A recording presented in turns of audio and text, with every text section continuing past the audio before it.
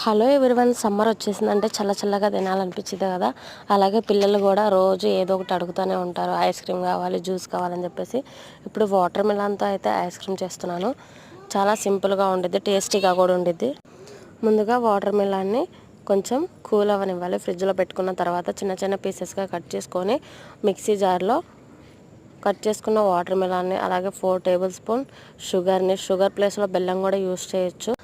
తర్వాత మీ దగ్గర fresh cream ఉన్నా లేకపోతే మిల్క్ పౌడర్ ఉన్నా వేసుకోండి, టేస్ట్ మాత్రం చాలా బాగుండిద్ది. మిక్స్ చేసుకొని దాన్ని స్ట్రైన్ చేసుకొని తర్వాత ఐస్ క్రీమ్ మౌల్స్ ఉంటే ఐస్ క్రీమ్ మౌల్స్లో, లేకపోతే టీ గ్లాసెస్ ఉంటే వాటిలో కూడా వేసేసుకొని పైన పేపర్ వేసుకోవాలి.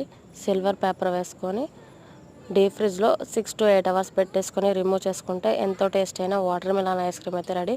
చూడండి ఎంత బాగా వచ్చిందో, టేస్ట్ మాత్రం సూపర్గా ఉంది. ఈ వీడియో నచ్చితే ప్లీజ్ సబ్స్క్రైబ్ అండ్ లైక్ చేయండి.